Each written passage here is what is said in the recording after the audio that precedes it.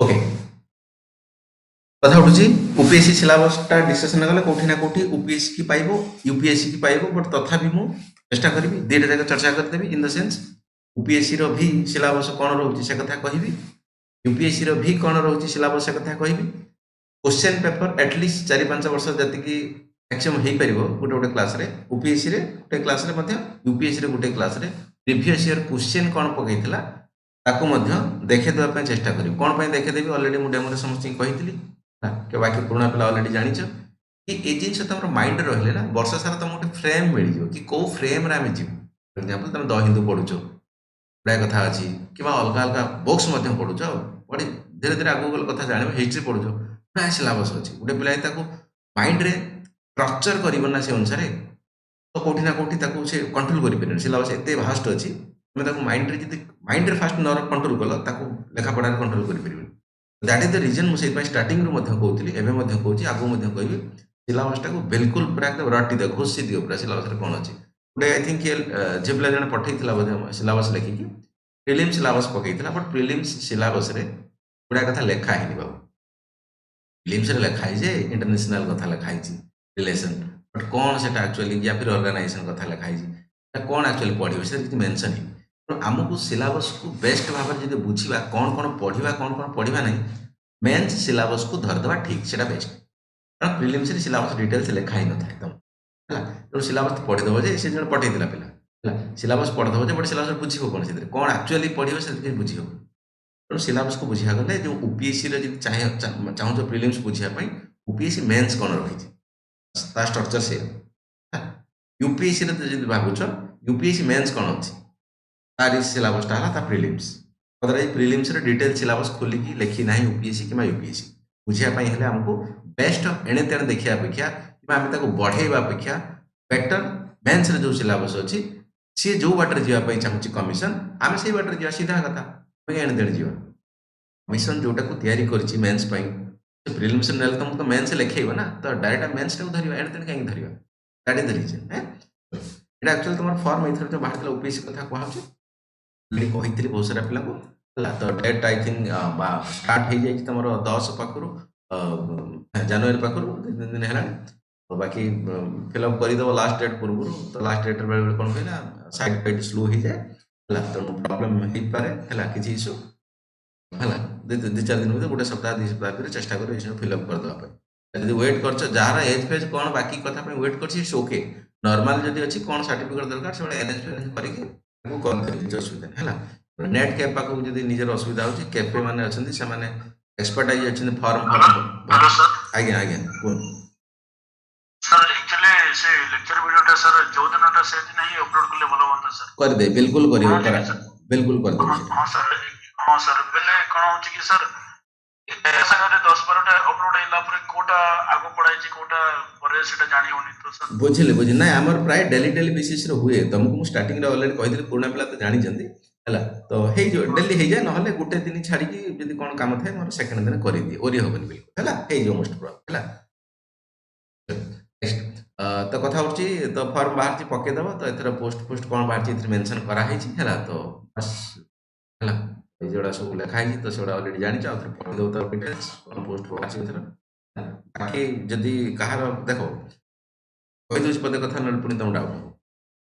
Form भरिला time रे preference दिया जाए सेटा इंपोर्टेंट जिनसटा पुराना पिला नुआ पिला समस्त पुराना पिला छाड़ ऑलरेडी जोड़ा जे पूर्व थर पके ता किसी फायदा होनी ए थर फॉर्म पके से कथा बाबू देखो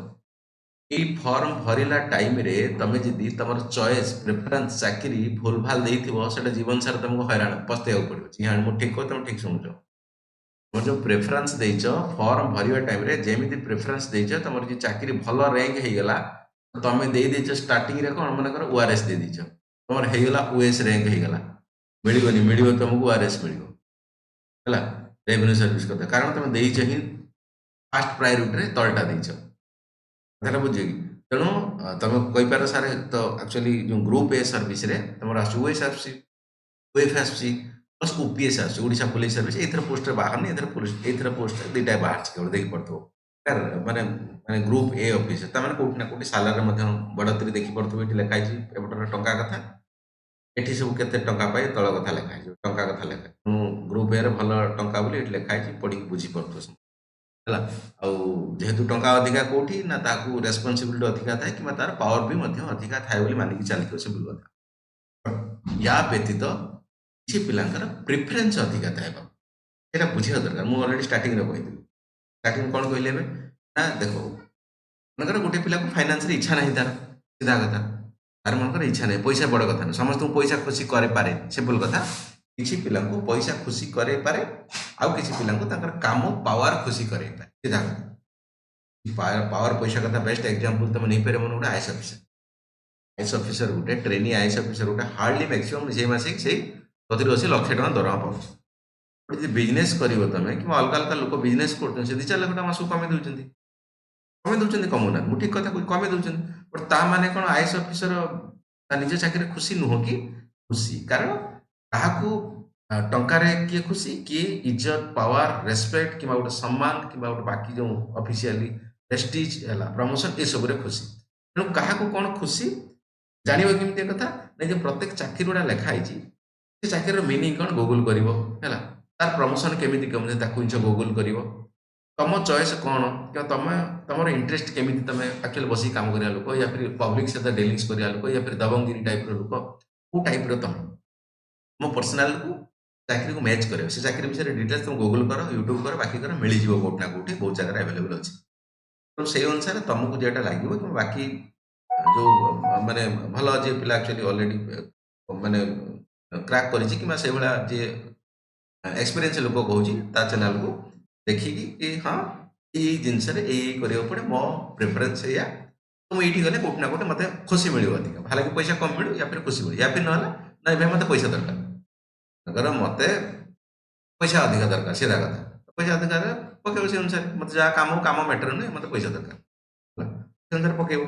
ହେଲା। ବଟ୍ ସେଇ ଜିନିଷ ଆଗେ ଜାଣିଦେବ, ଆକ୍ଚୁଆଲି ପଇସାର ଭ୍ୟାଲୁ କ'ଣ, କେତେ ଅଧିକା ମିଳୁଛି, ପ୍ରମୋସନ କେମିତି କୋଉଠି କ'ଣ ମିଳୁଛି, ଏସବୁ ଜିନିଷ ଫାଷ୍ଟ ଆଗେ ନଲେଜ ଗେନ୍ କରିବ, ୟୁଟ୍ୟୁବରୁ, ଗୁଗୁଲରୁ, ୟା ଫିର ଅଲଗା ଅଲଗା ଆର୍ଟିଫିସିଆଲ ଇଣ୍ଟେଲିଜେନ୍ସ ସାଇଟ୍ରୁ।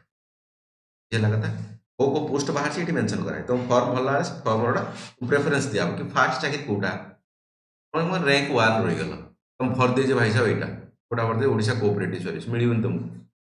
ବେଶ ମିଳିବନି, ଓଏଫଏସ୍ ମିଳିବନି, କିଛି ମିଳିବନି, ତମେ ଯୋଉଟା ଭରଛ ସେଇଟା ମିଳିବ, କାରଣ ତମର ଇଚ୍ଛା ଅଛି ଏଇଟା। ତମର ଯଦି ମନେକର ର୍ୟାଙ୍କ କମ୍ ଅଛି, ତମେ ଉପରଟା ଭରଛ, ମିଳିବନି। ଅଫକୋର୍ସ ତମକୁ ତଳୁ ତଳୁ ଯାଇ ଯୋଉଟା ତମର ହେଇପାରେ ସେଇଟା ମିଳିବ, ସିଧା କଥା। ତଳଟା ତ ଆରାମସେ ମିଳିଯିବ, ଯଦି ତଳ ଦେଇଛ ଉପରେ ମିଳିପାରିବନି, ତାହେଲେ ବୁଝିପାରୁଛି। ତେଣୁ ସେ ଅନୁସାରେ ଆକୁ ଟିକେ ଭାବିଚିନ୍ତି ଦବ, ଆନାଲିସିସ୍ 2-4ଟା ଭିଡ଼ିଓ ୟୁଟ୍ୟୁବ ଦେଖିକି କରିଦବ, ହେଲା, ବୁଝିପାରୁଛ। ପଇସାକୁ ମୁଁ ଭାବୁଛି ପ୍ରାୟୋରିଟି ଦବ ନାହିଁ, ଫାଷ୍ଟ ଏଇ ଜବ୍ କ'ଣ ଅଛି, କେମିତି କ'ଣ ହୁଏ, କ'ଣ ଏଇସବୁ ଟିକେ ଦେଖିଦବ, ଆଇଡ଼ିଆ ମିଳିଯିବ। ଗୋଟେ 2 ଦିନ ନିଅ, ସମୟ ନିଅ, ହେଲା। ଗୋଟେ ବଡ଼ ଜିନିଷ ଲାଇଫ୍ ସାରା, ନହେଲେ ଇଚ୍ଛା ନଥିବ, ଖାଲି ଗୋଟେ ଧକେଇ ମଗେଇ ଚାକିରି କରୁଥିବ, ଭଲ ନୁହେଁ ସେଗୁଡ଼ା ବାବୁ। ଇଚ୍ଛା ଯୋଉଥିରେ ସେଇଥିରେ କର, ପଇସା କମ୍ ମିଳିବ ଅଧିକା ମିଳିବ ସେଇଟା ମ୍ୟାଟର ନୁହେଁ, ତମକୁ ଭଲ ପାଏ ଚାକିରିକି ଦରକାର, ସେଇଟା ବଡ଼ ଜିନିଷ। ଷ୍ଟାର୍ଟିଂରୁ ସେଗୁଡ଼ା ବନେଇଲେ ଭଲ ହୁଏ, ଚଲ ବୁଝିପାରୁଥିବ କଥା, ଦେଖିବ ପସ୍ତେଇବ ନାହିଁ। ଓକେ, ବାକି କୋଉଟା କେତେ ପୋଷ୍ଟ ବାହାରିଛି, ଏସି ପାଇଁ କେତେ, ଏସଟି ପାଇଁ କେତେ, ଏସି ବିସି ପାଇଁ କେତେ, ଏସବୁ ଜିନିଷ ବାହାରିଛି, ଯାହାର ଯୋଉ କାଟାଗୋରୀ ସେ ଅନୁସାରେ ଟିକେ ଦେଖିକି ନଜର ମାରିଦବ, ଯାହାଫଳରେ ତମକୁ ଗୋଟେ କନଫିଡେନ୍ସ ରହିବ କି ଭାଇ ସାହେବ ମୋତେ ଏତିକି ପିଲାଙ୍କ ଭିତରେ ମୋତେ ଲଢ଼େଇ କରିବାକୁ ପଡ଼ିବ, କିମ୍ବା ଏତିକି ପୋଷ୍ଟ ଅଛି, ସିଧା କଥା। ଦ୍ୟାଟ୍ ଇଜ ଦ ରିଜନ ଏସବୁ ଜିନିଷ ଦିଆହେଇଛି, ମାନେ କେତେ ଅନରିଜର୍ଭ କେତେ, ଏସି ବିସି କେତେ, ଏସି କେତେ, ଏସଟି କେତେ, ଏସବୁ ଜିନିଷ କ'ଣ ଅଛି, ତମେ କୋଉ କାଟାଗୋରୀରେ ଆସୁଛ, ତମ ପାଇଁ କେତେ ପୋଷ୍ଟ ବଞ୍ଚୁଛି, ତଳେ ସବୁ ଫାଇନାଲାଇଜ କରିକି ଦିଆହେଇଛି। You have to also calculate this things. ଏଟା ମୁଁ ବନେଇନି, ଏଟା ଓପିଏସି ସାଇଟ୍ ବାଲା ଦେଇଛନ୍ତି, ଏଟା ମୁଁ ବନେଇନି, ଏଟା ଜିନିଷ ମେନସନ୍ କରାହେଇଛି, ମେନସନ୍ କରାହେଇଛି ଫିମେଲ କେତେଟା, ମେଲ, ଏସି ବିସି କେତେଟା, ଏସଟି ଏସି, ଏସବୁ ଜିନିଷ କେତେଟା 200 ବାହାରିଛି ବୋଲି ମେନସନ୍ କରାହେଇଛି। ତମେ କୋଉ କାଟାଗୋରୀରେ ଆସୁଛ, ତମର କେତେଟା ପୋଷ୍ଟ ଅଛି, ଏକ୍ସାମ ଭିତରେ ତମ କମ୍ପିଟିସନ ହବ, ସେ ଅନୁସାରେ ଆନାଲିସିସ୍ କର। ଜେନେରାଲ ମୁଁ ଅଲରେଡି କହିଥିଲି ଆମର କ୍ଲାସରେ ମଧ୍ୟ, ଜେନେରାଲ 12 ଗୁଣା ପାଖାପାଖି ତମକୁ ମେନ୍ସକୁ ଡାକେ, ଡବଲ ପାଖାପାଖି ତମର ଇଣ୍ଟରଭ୍ୟୁକୁ ଡାକେ। ଚାକିରି ଯଦି ଦେଇଦେଲେ ସେତିକି ଦିଆଯାଏ, ଠିକ ଅଛି, ହେଲା କଥା, ବିଲକୁଲ ଇଜି କଥା ହେଲା।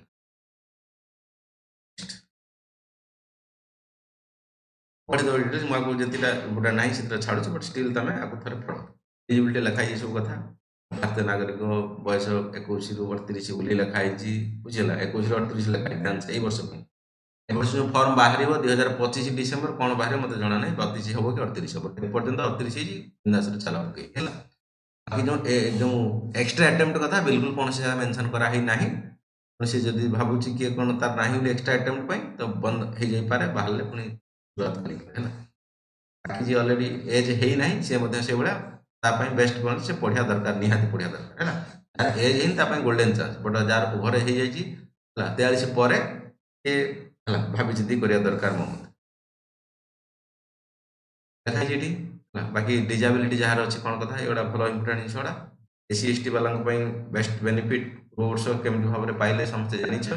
ଏସ୍ଟି ପିଲାଙ୍କୁ କେତେ ରିଜର୍ଭେସନ୍ ରହୁଛି କେତେ ପୁରା କମ୍ ମାର୍କରେ ସେମାନେ ସିଲେକ୍ଟ ଓଏସ୍ ବହୁତ ସାରା ପିଲା ପାଇଯାଇଛନ୍ତି ବହୁତ କମ୍ ମାର୍କରେ ଓଏସ୍ ପାଇଛନ୍ତି ହେଲା ଭାବିଛନ୍ତି ସେମାନେ ଏସ୍ଟି ଏସ୍ଟି ଯେଉଁମାନେ ଅଛି ତା ଫାଇଦା ଉଠାଇବା ପାଇଁ ଚେଷ୍ଟା କରିବେ ଆଜ୍ଞା ମାନେ ଆମେ ମାନେ ମୋ ଗୋଟେ କ୍ୱେଶ୍ଚନ ଥିଲା ତ ଫର୍ମ ଫିଲଅପ କଲା ଭିତରେ ଏ ଯୋଉ ଇଣ୍ଟରଭ୍ୟୁ ଯେତେବେଳେ ହୁଏ କି ଆମେ ଯଦି ଲେଖିଥିବା ମାନେ ଇଂଲିଶରେ ତ ଓଡ଼ିଆରେ କହିପାରିବା କି ସାର୍ ସେଠି ଅପସନ ଆସୁଛି ନା ହଁ ବୁଝିଲି ଜାଣିଲି ଯେ ସେଟା ଆକ୍ଚୁଆଲି ହୁଏ ମ୍ୟାନେଜ କରିବେ କିଛି କଥା ନାହିଁ ଆପଣ ଦିଅନ୍ତୁ ଯଦି ଦେଇଛନ୍ତି ତ ଚେଷ୍ଟା କରନ୍ତୁ ସେଥିରେ କହିବା ପାଇଁ ହେଲା ବାକି ଯେଉଁ ଓଡ଼ିଆ ଇଂଲିଶ ମିଶା ନା ଚଳେ ଚଳିବ କିଛି କଥା ନାହିଁ ହେଲା ଯଦି ଲେଖିଛ ଓଡ଼ିଆ ଇଂଲିଶ ମିଶେଇ ପାରେ ଇଂଲିଶ ଲେଖିଛ ଓଡ଼ିଆ ମିଶେଇ ପାରେ କିଛି ପ୍ରୋବ୍ଲେମ ହବନି ହେଲା ଗୋଟେ କଥା ଉଠୁଛି ତମର ଯେ ଇଣ୍ଟରଭ୍ୟୁ ନେଉଛନ୍ତି ସେ ପ୍ୟାନାଲ କେତେ କ'ଣ କୋଅପରେଟିଭ କେତେ ଫ୍ରେଣ୍ଡଲି ସେମାନେ ଚାହୁଁଛନ୍ତି କ'ଣ ଆସ୍ପେକ୍ଟ ଆଉ ସେଠି ଚିଡ଼ିଗଲେ ନାହିଁ ତମେ ତ ଲେଖିଥିଲ ଇଂଲିଶ ତମେ କାହିଁ ପୁରା ପିଓର ଓଡ଼ିଆ କହୁଛ କଞ୍ଚା ଭାଷା ଓଡ଼ିଆ ଭାଷା ତମେ ଯଦି ଲେଖିଛ ପୁରା ଓଡ଼ିଆ ଲେଖିଛ ପୁରା ଇଂରେଜୀ କହିବ ବିଲକୁଲ ଓଡ଼ିଆ କହିବନି ସେଟା ବେତଳିଆ କଥା ହବନି ତେଣୁ ତାଙ୍କ ମୋଡକୁ ଦେଖିକି ତାଙ୍କ କଥାକୁ ବାବୁ ଦେଖ ସବୁ ଜିନିଷ ହୁଏ ଦୁନିଆରେ ହେଲା ତାକୁ ସିଚୁଏସନ କ'ଣ କହୁଛି କ'ଣ ମୁଁ କଥା କହିଦେବି ତମେ ଯାଇକି କହିଦ ନା ସାର୍ କହିଥିଲେ ଏ କଥାଟା ହବ ଆପଣ କେମିତି ମନା କରୁଛ ହେଲା ତେଣୁ ସିଚୁଏସନ ଦେଖିକି ତାକୁ ସେ ଅନୁସାରେ ଗେମ୍ ପ୍ଲେ କରିବାକୁ ପଡେ ଜେନେରାଲି ହୁଏ ମୁଁ ତମକୁ କହୁଛି ହୁଏ ବୋଲି ହେଲା ଓକେ ବ୍ୟାଚଲର ଡିଗ୍ରୀ ରୁଲ୍ ସମସ୍ତେ ଜାଣିଛେ ଛୋଟିଆ ମୋଟିଆ କଥା ମୁଁ ଆଉ ରିପିଟ୍ ମାରୁନି ଅଦର ଏଲିଜିବିଲିଟି କ'ଣ ପାସ୍ କରିଛ ଓଡ଼ିଆ ଗୋଟେ ରଖିବାକୁ ପଡ଼େ ସବୁ କଥା ଲେଖା ମୁଁ ଆଉ ରିପିଟ୍ ମାରିବିନି ତାକୁ କଣ୍ଡକ୍ଟ ଏକ୍ଜାମ ଏଥର ଲେଖା ହେଇଛି ହଁ ହେଇଛି 200 ମାର୍କ ହେଲା ଏମସିକ୍ୟୁ ବେଷ୍ଟ କ୍ୱେଶ୍ଚନ ହବ ସେଟା ଲେଖା ହେଇଛି ଯେଉଁ ଆସେ ଜିଓଗ୍ରାଫି ପଲିଟିକ୍ସ ଜିନିଷ ସେକେଣ୍ଡ ପେପର ମ୍ୟାଥମେଟିକ୍ସ ହେଲା ଇଂଲିଶ ଏସବୁ ଜିନିଷ ନେଗେଟିଭ ମାର୍କ ଅଛି ଏଇଟା ବଡ଼ ଜିନିଷ ୱାନ୍ ଥାର୍ଡ ନେଗେଟିଭ ଅଛି ମନେ ରଖିଦେବ ୱାନ୍ ଥାର୍ଡ ଲେଖା ହେଇଛି ୱାନ୍ ଥାର୍ଡ ମାନେ କ'ଣ କ୍ୱେଶ୍ଚନଟା ମନେକର 3 ମାର୍କ ଅଛି ତମେ ଗୋଟେ ଭୁଲ କଲେ ଗୋଟେ ମାର୍କ କଟିବ ଗୋଟେ ଠିକ କଲେ 3 ମାର୍କ କଟିବ ହେଲା କ'ଣ ୱାନ୍ ଥାର୍ଡ ମାନେ ଏଇଟା ନୁହଁ 0.33 ସେ ଜିନିଷ ଗୋଟେ ପିଲା କାହିଁ ବାରମ୍ବାର ଭୁଲ କରୁ ୱାନ୍ ଥାର୍ଡ କ୍ୱେଶ୍ଚନ ଯେତିକି ମାର୍କ ଅଛି ତାର ୱାନ୍ ଥାର୍ଡ ନଟ୍ ତା ମାନେ 0.3 ଗୋଟେ ମାର୍କ ସେ ଅନୁସାରେ 8.33 ଏମିତି କଟିବ 0.833 ବାକି ମେନ୍ସ କଥା କୁହାଯାଉଛି ମେନ୍ସରେ ତୁମର ଏସେ ଟାଇପ୍ କିମ୍ବା ସବଜେକ୍ଟିଭ ଟାଇପ୍ ଲେଖିବ essay type in the subject set out of section 2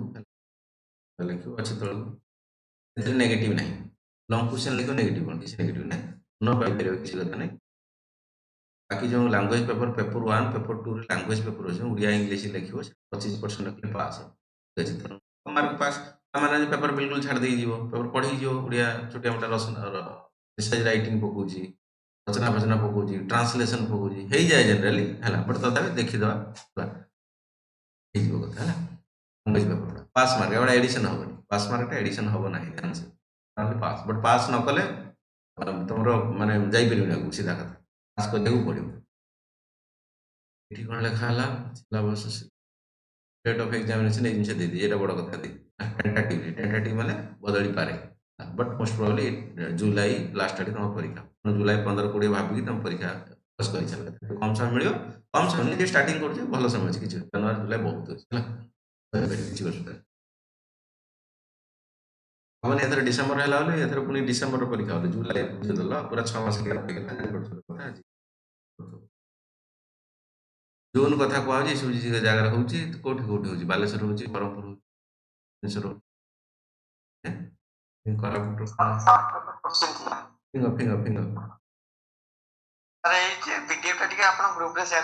बिल्कुल शेयर करदेवी है पीडीएफ अच्छी यूपीएससी साइट तथा मुझे शेयर करदेवी है ओके चलो କହିଥିଲେ କହିବି ବୋଲି ଯୋଉ ମୁସଲିମ ମାଇନରିଟିଜ ପାଇଁ ଯୋଉ ଏଇ ଯୋଉ ଓପିଏସସି ରେ କୋଣ ओपीएससी ପାଇଁ मुस्लिम माइनॉरिटी ପାଇଁ ଟିକେ ପଢିନି मैडम बुझिली आपण कहिथिले थर क्लास रे हम चर्चा करथिले तो जदि आ काहू अछि ज्ञान अछि मुस्लिम माइनॉरिटी भितर माइनॉरिटी ऊपर कोन किछ पोस्ट अछि कि कार अछि ऑलरेडी परीक्षा देइ कार को ଯଶୋଦା ମ୍ୟାଡାମ କୁହନ୍ତୁ। ମତେ ହାଇଲାଇଟ୍ କରୁଛି ଲିଙ୍କ ସେ। ଆଚ୍ଛା ଚलो ମୁଁ ଆପଣଙ୍କୁ କହିବି ମ୍ୟାଡାମ ଯେ ମୁସଲିମ ଆକ୍ଚୁଆଲି କଥା ଉପରେ କ'ଣ ରହିଛି କଥା, ତ ମୁଁ ଟିକେ ଆଉ ଟିକେ ପଢିବି ଡିଟେଲ୍ସ, ତାପରେ ମୁଁ ଟିକେ ଆନାଲିସିସ୍ କରି କହିବି ମ୍ୟାଡାମ। ନମସ୍କାର ମ୍ୟାଡାମ, ମ୍ୟାଡାମ ନମସ୍କାର, ମ୍ୟାଡାମ ନମସ୍କାର, କୁହନ୍ତୁ କୁହନ୍ତୁ। ବୋଧେ ହଁ ମୁଁ ଜାଣିବାରେ କାହିଁ ନାହିଁ, ମୁଁ ପଢୁଥିଲି ତ ଡିଟେଲ୍ସ ପଢିଛି କାହିଁ ନାହିଁ, ବଟ୍ ତଥାପି ଦେଖିବା ଟିକେ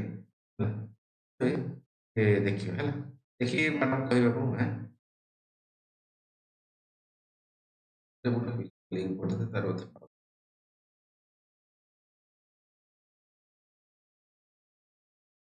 ଅସୁବିଧା ହେଲେ କଲ୍ କରିବ, କିଛି କଥା ନାହିଁ, ୟାର ସାର୍ ସବୁବେଳେ ଅଛନ୍ତି ହେଲା, ବୁଝିଲେ କି? ପୁଣା ପିଲା ଅଲରେଡି ଜାଣିଛନ୍ତି, ସେମାନେ ବସିଛନ୍ତି ହେଲା, କିଛି ଭାବିବେନି ହେଲା, ଯେତିକି ଆମ ଦ୍ୱାରା ସମ୍ଭବ ହେଇପାରେ ନିଶ୍ଚିତ କରିବା, ତାର ତମ ଖୁସି ଆମ ଖୁସି ହେଲା, ଯଦି ଅସୁବିଧା ହବ କଲ୍ କରିବ, କିଛି ଅସୁବିଧା ନାହିଁ। ଆଜ୍ଞା ମ୍ୟାଡାମ ଫିଙ୍ଗନ୍ତୁ, ଆଜ୍ଞା ଫିଙ୍ଗନ୍ତୁ, ଶୁଭୁଛି ଆବାଜ କଟୁଛି ଆପଣଙ୍କର। ଆଜ୍ଞା ମ୍ୟାଡାମ, ଆଜ୍ଞା କୁହନ୍ତୁ। Audible audible madam, please please, ହଁ ଆଜ୍ଞା। ମୁଁ କହୁଥିଲି ଆମର ଯୋଉ ମେନ୍ ପେପରଟା ରହିବ, ତ ସେ ପେପର ରାଇଟିଂ ଯୋଉ ହବ, ତ ସେଟା ମାନେ ଓଡ଼ିଆରେ ନା ଇଂଲିଶରେ ହବ? ଆପଣ ସେଟା ଦେବେ, ଦି ପ୍ରକାର ଅଛି, ଆପଣ ସେଟା ଫିଲଅପ କରିବେ, ଓଡ଼ିଆ ଲେଖିକି ଇଂରାଜୀ ଲେଖିବେ, ଆପଣ ଯୋଉଥିରେ ଲେଖିବେ ସେଇଥିରେ ଦେଖିପାରିବେ, ଦିଟା ଅପସନ ଅଛି, ନଥିଲା ଆଗରୁ, ଗୋଟେ ଓଡ଼ିଆ ଲେଖି ହଉଛି ଏବେ। ଆଜ୍ଞା ସାର୍ ମତେ ଗୋଟେ କଥା ଟିକେ କୁହନ୍ତୁ କି ଆଜ୍ଞା ବେଟର କୋଉଟା ହବ ଆପଣଙ୍କର ଏକ୍ସପିରିଏନ୍ସ? ଦେଖନ୍ତୁ ବୁଝିଲି, ନା ବୁଝିଲି, ସେ ପାର୍ଟ ଉପରେ ଅଲରେଡି କଥା ହେଇଛି, ସେ ପାର୍ଟ ମୁଁ ଚର୍ଚ୍ଚା କରିବି ଟିକେ, ଏଟା ମୁଁ ସିଲାବସ୍ ଯେହେତୁ କରୁଛି ସେପଟୁ ଗଲେ ମତେ ପୁରା ଲାଗିବ 15-20 ମିନିଟ୍ ଲାଗିବ, ନହେଲେ ବୁଝେଇ ପାରିବିନି ମୋ କଥା, ଅଛି ଗୁଡ଼ାଏ କଥା, ଚେଷ୍ଟା କରୁଛି ମୁଁ ଯେତେବେଳେ ଯୋଉ ସିଲାବସ୍ PY କୁ ସରିଯିବ, ତାପରେ ଅପସନାଲ ଆଉ ଯୋଉ କ'ଣ ରାଇଟିଂ କଲେ ଭଲ ହବ, ତ ୟା ଉପରେ ମଧ୍ୟ ଆମେ ଗୋଟେ କ୍ଲାସ୍ ନେବା, ତାକୁ ଡିଟେଲ୍ସ କରିବି, କାରଣ କଥା ଗୁଡ଼ାଏ ଅଛି, ମୁଁ କୋଉଠି ପଶିଯିବି ନା ପୁଣି ତା ଭିତରେ ପଶିବି, କାରଣ ଡିଟେଲ୍ସ କ୍ଲାରିଟି ନ ଦେଲା ପରେ ମତେ ଭଲ ଲାଗେନି, କୌଣସି କଥାରେ ମୁଁ ଅଧା ଖଣ୍ଡିଆ କହିକି ବାହାରିକି ଆସିବି ତା ଭିତରୁ। ହ୍ୟାଲୋ ଆଜ୍ଞା ମ୍ୟାଡ଼ାମ କୁହନ୍ତୁ।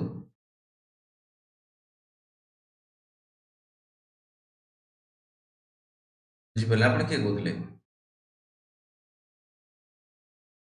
ଯେ ଆପଣ? ଆଚ୍ଛା ହାଇ ଲେଖନ୍ତୁ, ହାଇ ଲେଖନ୍ତୁ, ଯୋଉ ନୂଆ ନମ୍ବର ଚାହୁଁଛନ୍ତି ସେଟା ହାଇ ଲେଖନ୍ତୁ। ସାର୍ ଆଜ୍ଞା ଆଜ୍ଞା କୁହନ୍ତୁ ମ୍ୟାଡ଼ାମ। ସାର୍ ଆଜି ସାର୍ ଆପଣ ସିଲାବସ୍ ଟିକେ ସେୟାର କରିଦେବେ, ମୁଁ ବି ସିଲାବସ୍ ଲେଖିଛି ଗ୍ରୁପରେ ପଠେଇଦେବି, କହିଲି ଗ୍ରୁପରେ ପଠେଇଦେବି ମାନେ ସମସ୍ତଙ୍କ ପାଇଁ କହିଦେଲି, ଜଣକୁ ପାଇବନି ସମସ୍ତେ ପାଇଯିବେ, ଓରି ହୁଅନ୍ତୁନି। ଓକେ ଚାଲ ଆଗକୁ ଯିବୁ। ଓକେ ନମ୍ବର ଅଫ୍ ଆଟେମ୍ପ୍ଟ କଥା ମୁଁ ଅଲରେଡି କହିସାରିଛି, ସେ କଥା ଲେଖା ହେଇଛି ଏଠି 6-9 ନୋ ଲିମିଟ୍ ବୋଲି ହେଲା, ତ ସେ ଅନୁସାରେ ବାସ୍ କାମ କରିବ। ଜିନିଷ ଲେଖା ହେଇଛି ଏଠି କିଛି ଆବଶ୍ୟକତା ନାହିଁ।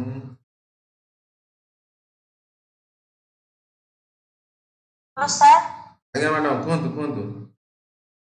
ନମସ୍କାର। ନମସ୍କାର ମ୍ୟାଡ଼ାମ କୁହନ୍ତୁ।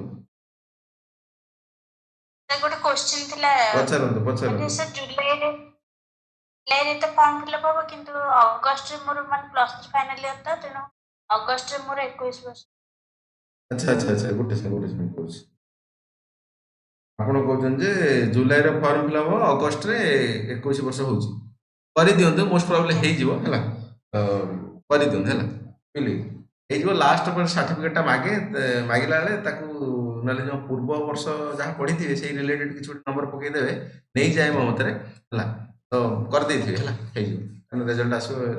ଲେଟ୍ରେ ହବ, ହେଇଯିବ। ବାକି ଯିଏ SC/ST ପକେଇବ ଏସବୁ ସାର୍ଟିଫିକେଟ କାଢିଦେବ ଆଗରୁ, ନହେଲେ ହଇରାଣ ପରୀକ୍ଷା ଲାଷ୍ଟ ଫର୍ମ ଭରିବା ଟାଇମରେ SC/ST କିମ୍ବା OBC କାଢୁ, OBC ନୁହେଁ ତ ଓଡ଼ିଶାରେ SC/BC, ତ ସୁବିଧା ହବ ଆଗରୁ, ତେଣୁ ଏବେ କରିଦେଇଥିବ। ସବୁ ଚାକିରି ରିଲେଟେଡ୍ କିଛି ଆବଶ୍ୟକତା ନାହିଁ। ତାପରେ SC/BC ସବୁ କିଣନ୍ତୁ ମ୍ୟାଡ଼ାମ।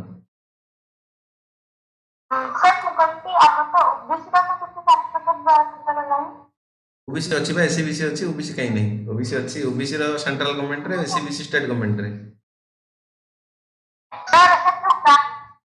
ଆଜ୍ଞା ଆଜ୍ଞା ଆଜ୍ଞା, କିଏ ଜଣେ ଆଜ୍ଞା ଆଜ୍ଞା, ଶୁଭୁନି ମ୍ୟାଡ଼ାମ, କ'ଣ ଟିକେ କହିଲେ?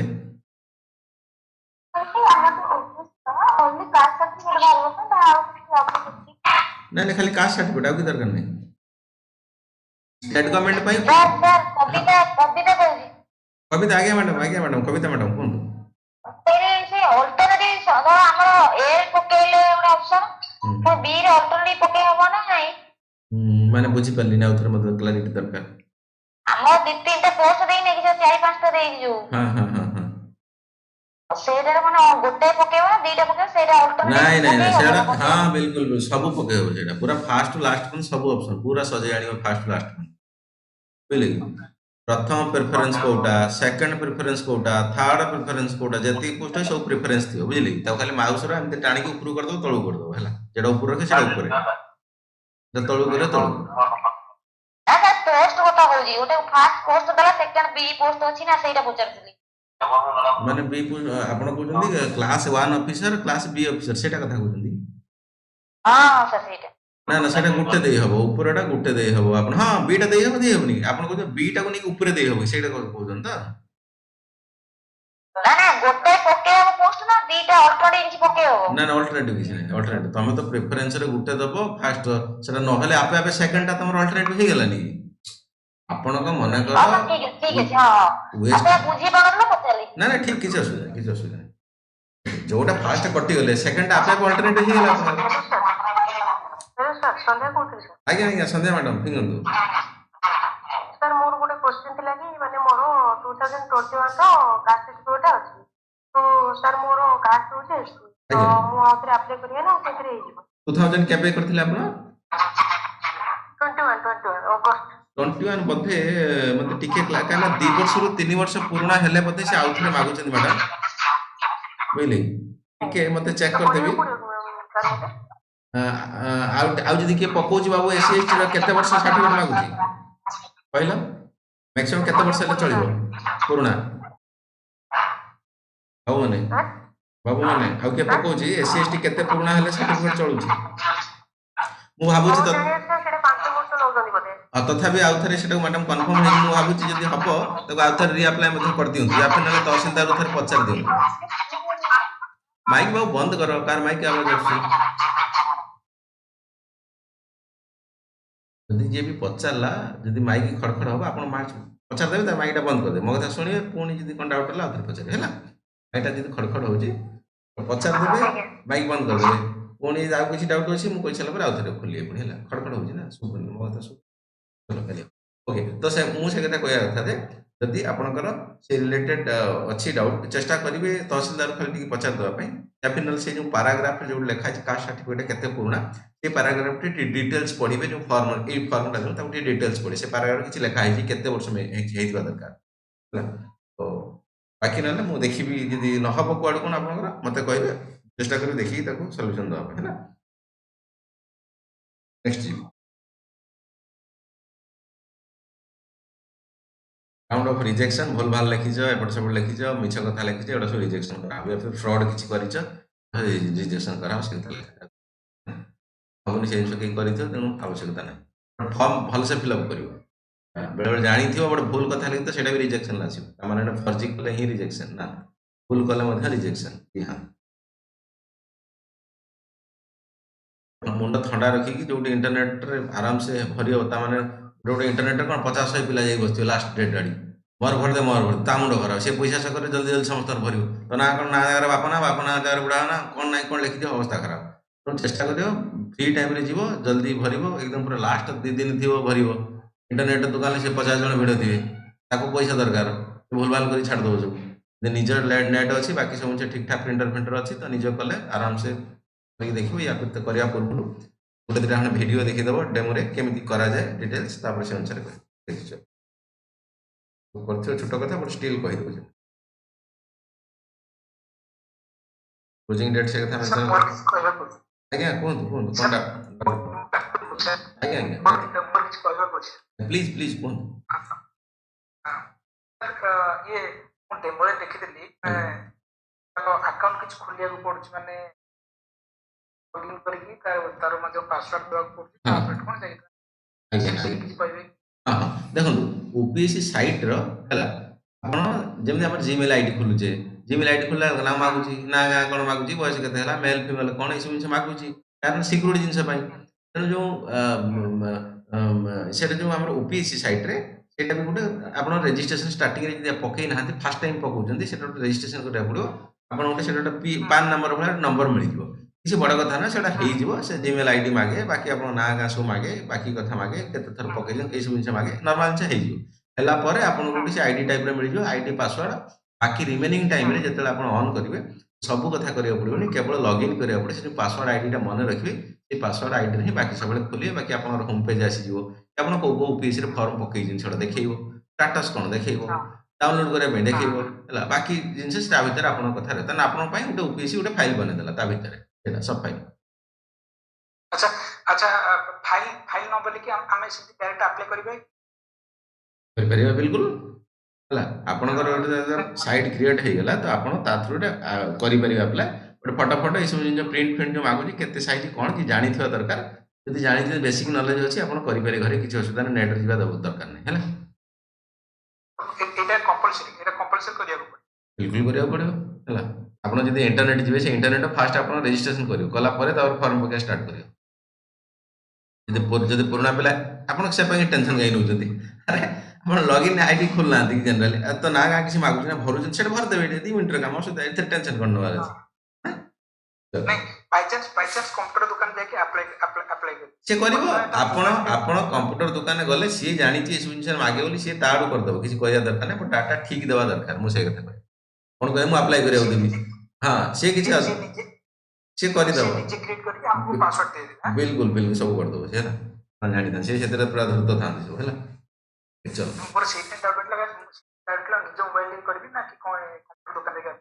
ଯୋଉଠି ଇଚ୍ଛା କରିପାରିବେ, ଯୋଉଠି ଇଚ୍ଛା କରିପାରିବେ। ହେଲା ଓକେ ଓକେ ନେକ୍ସଟ ଯିବି ନେକ୍ସଟ କ'ଣ ରହିଲା ଏଠି କଥା। ରିକ୍ରୁଟମେଣ୍ଟ ରୋଲ୍ ଫୁଲ୍ ଲେଖୁଛି, ଚାକିରି ପାଇଲା ଟାଇମରେ ତାକୁ ଆବଶ୍ୟକତା। ଲାଙ୍ଗୁଏଜ ଫାଙ୍ଗୁଏଜ କଥା ଲେଖା ହେଇଛି, ଓଡ଼ିଆରେ ଦେଇପାରିବ, ଇଂରାଜୀରେ ଦେଇପାରିବ। ଜି ହଁ, ଯୋଉ ମ୍ୟାଡ଼ାମ ପଚାରୁଥିଲେ ଠିକ୍ କଥା, ଆପଣ ଦୁଇଟା ଜାଗାରେ ଦେଇପାରିବେ, ଓଡ଼ିଆ ଇଂରାଜୀ କ'ଣ ନେବେ ତାପରେ ମୁଁ ଚର୍ଚ୍ଚା କରିବି।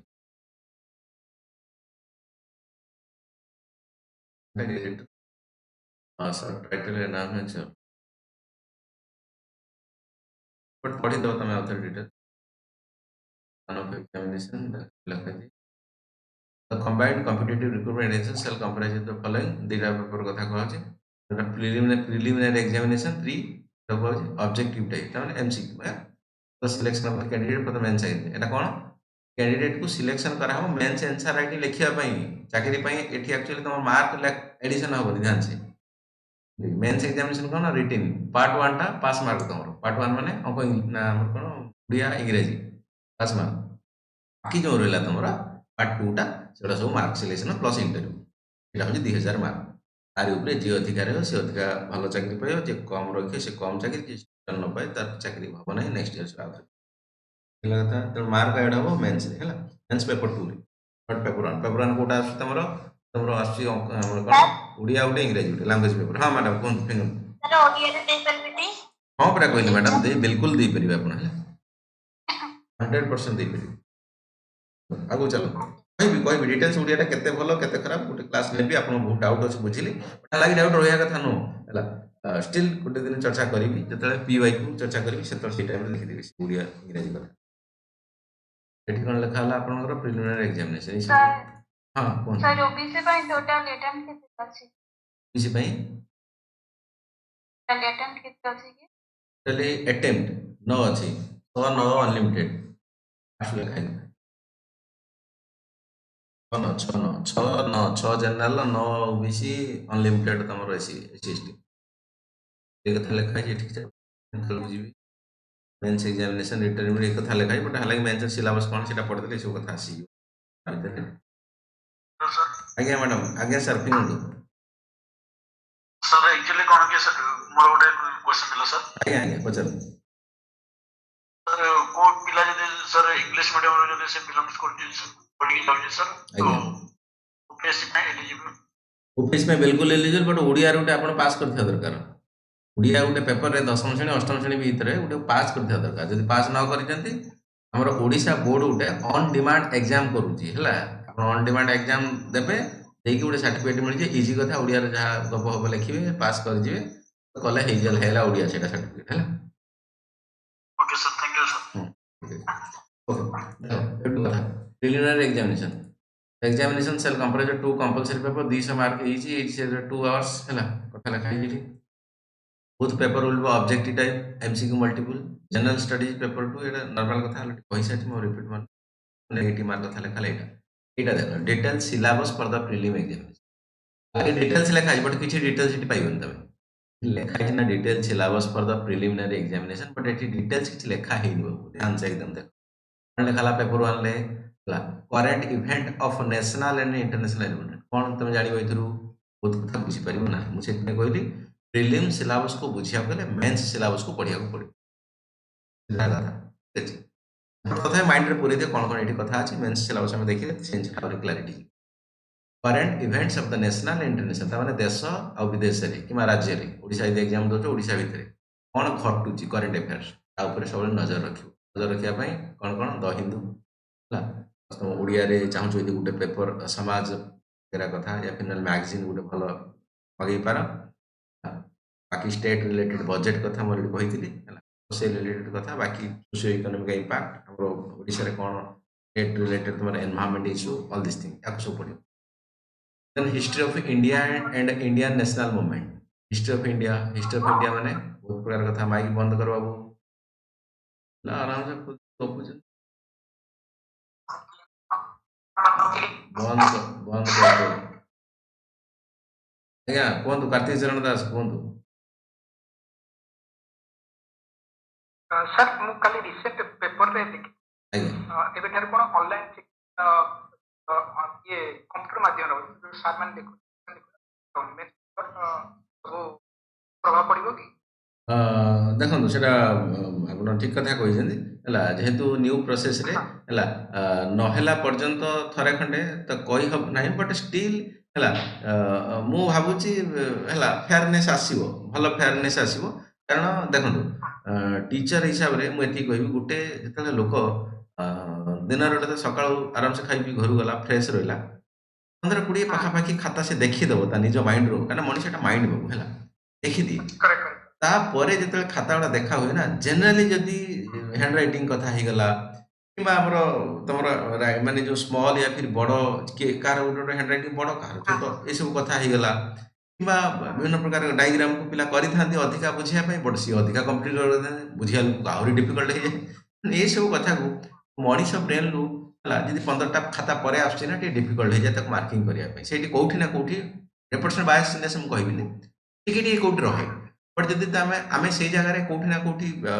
ଯଦି ଆର୍ଟିଫିସିଆଲ ଇଣ୍ଟେଲିଜେନ୍ସକୁ କାମରେ ଲଗେଇବା ତାକୁ 1000 ଖାତା ଦେଲେ ମଧ୍ୟ ତା ପରଟା ଖାତା ଦେଲେ ମଧ୍ୟ ସେ ବି ସେଇ ଫ୍ରେଶ୍ ଦିମାଗରେ ଦେଖିବ ଯେମିତି ଫାଷ୍ଟ ୱାନ୍ରେ ଦେଖିଥିଲା ହେଲା ବଟ୍ ସେଇଟା ମେ ବି ପଜିଟିଭ ହେଇପାରେ ବଟ୍ ତାକୁ ଦେଖନ୍ତୁ ଏବେ ତ ସେ କରାହେଉଛି ଷ୍ଟାର୍ଟିଂରେ ବଟ୍ କିଏ କରିବ କେମିତି କରିବ ତାକୁ ନେଇକି ବଡ଼ ବଡ଼ କ୍ୱେଶ୍ଚନ୍ ଉଠୁଛି ଯେ ତାକୁ ସଫ୍ଟୱେୟାରକୁ ଠିକ୍ ଠାକ୍ ବନାଯାଏ ତାକୁ ପ୍ରପର କୋଡ଼ିଂ କରାଯାଏ ତ କୋଉଠି ନା କୋଉଠି ତାର ଆଉଟପୁଟ୍ ଭଲ ଆସିବ ତମେ ୟାକୁ ପଜିଟିଭ ନେଇକି ଚାଲିବା ଦରକାର ଷ୍ଟୁଡେଣ୍ଟ ହିସାବରେ ओके ओके कथा कौन history of India and Indian national movement किसी खुलिक लिखा है सिलेबस खाली एति कथा लिखा है history of Odisha and Odia nationalism कथा लिखा है खुलिक लिखा है एति कथा लिखा है ओडिशा एंड इंडिया जियोग्राफी कथा लिखा है फिजिकल सोशल इकोनॉमिकल जियोग्राफी आ मीनिंग मध्ये सब अछि सोशल मीनिंग अछि फिजिकल मीनिंग अछि इकोनॉमिक मीनिंग अछि धीरे धीरे आगु गले पढिबा of Indian and the world Indian polity and governance टिके कथा जानिछ बोधे से रिलेटेड कॉन्स्टिट्यूशन संविधान कथा कहौ भारतीय संविधान political system party BJP BJD सब जिनस कथा कहौ जे देखि देबे सब कोन हमर बीजेडी ऑफिस रे कोन टोटल करा हिना कोन ओके लाइन पंचायत राज सिस्टम कथा कहौ जे बडा जिनस बोधे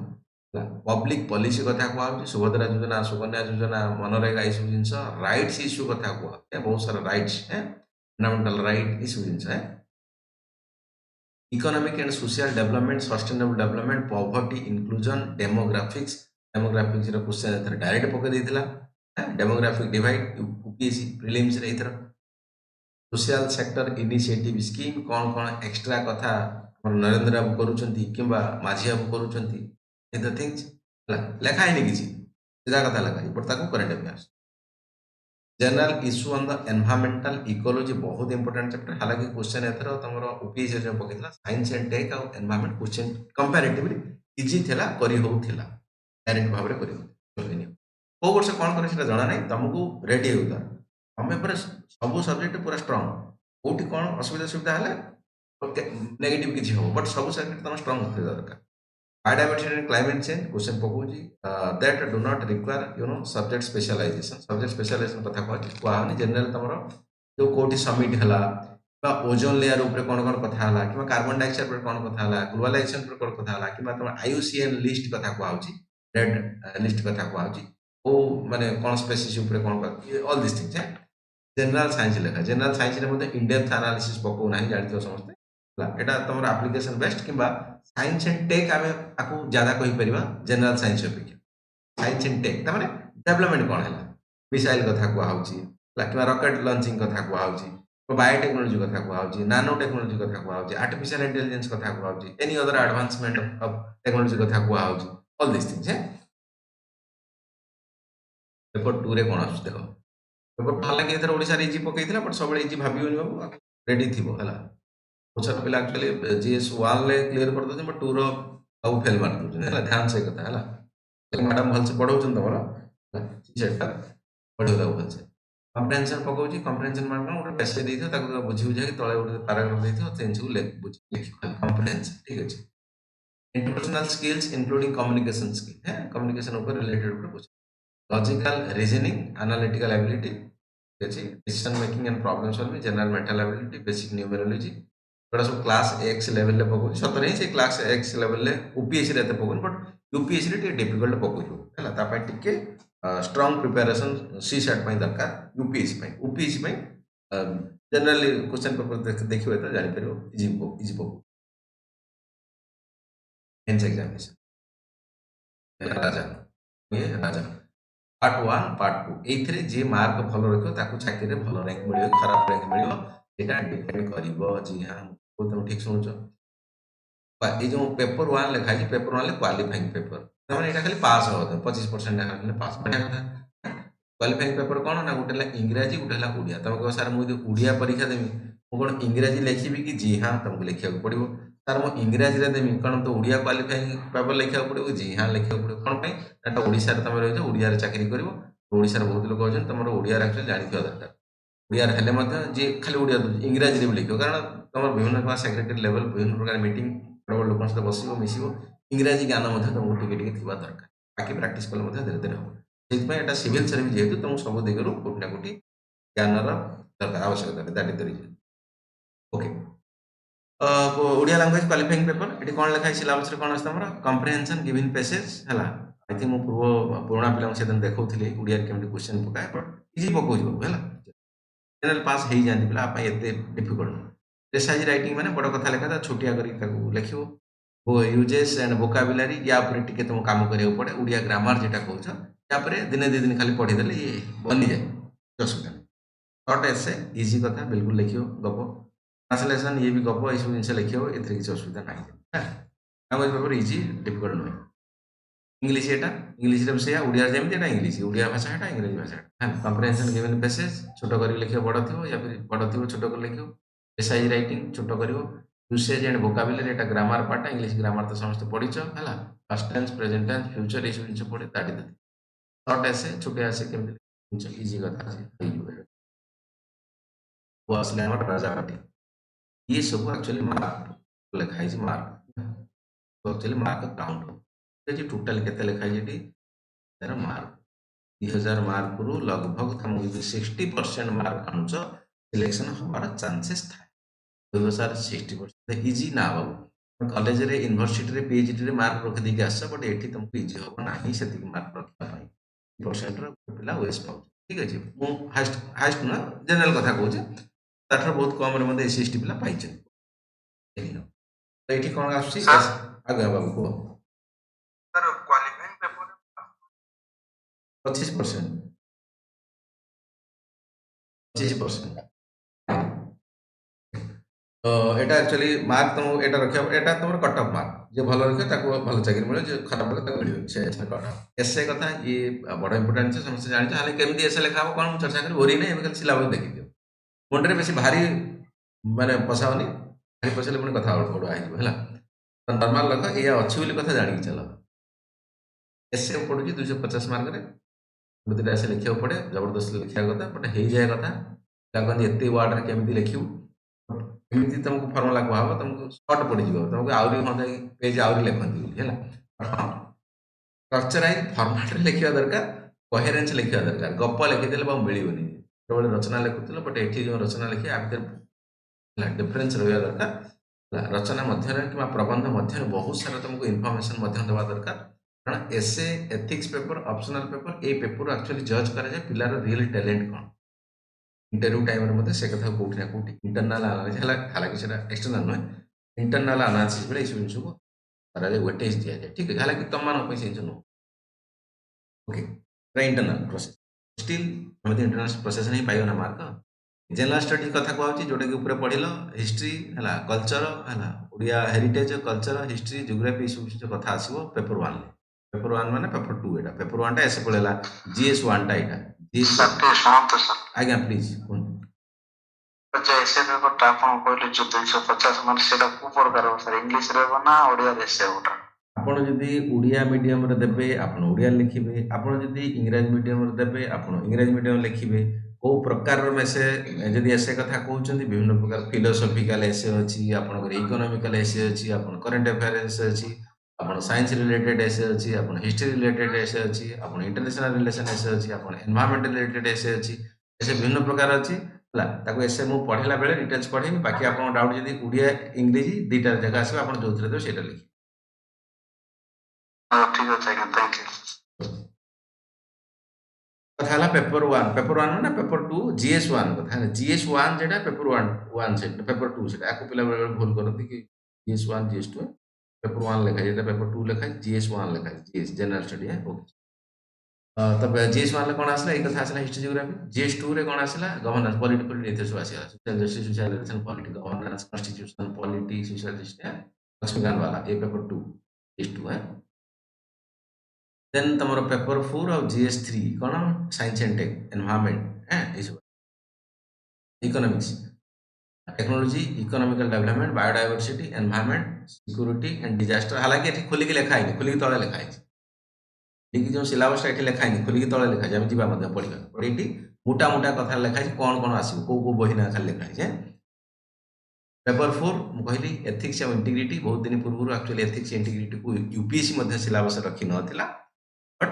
तापर धीरे धीरे यूपीएससी आणला। यूपीएससी देखी यूपीएससी मध्य देखला भाई साहब यूएस ऑफिसर मानकर आकर भी कोठी ना कोठी बिहेवियर खराब रोची, या फिर रूड रोची, या फिर मुख्य रोची, ए टाइप रे ताकर एटीट्यूड को भलो करिया गले, लोकन से मिसी काम करिया गले एथिक्स इंटीग्रिटी एप्टीट्यूड दरकार। हालांकि मैडम पढ़े बेतले सब जिंस डिटेल्स कहबे न। ऑप्शनल पेपर गुटे पेपर टाको पेपर 1 पेपर 2 दीटा पेपर भाबिनी। मन कर जे हिस्ट्री नेला, हिस्ट्री पेपर 1 हिस्ट्री पेपर 2, मन कर होम साइंस नेला, home science paper 1 home science paper 2 दीटा पेपर गुटे पेपर को दी भाग करा, पार्ट 1 पार्ट 2 हैला, कंफ्यूज होबनी। क्वेश्चन अछि कि पछन ऑप्शनल पेपर रे जो हमर जो थाउज की सिलेबस टा जो पेपर 1 पेपर 2 रे section wise A B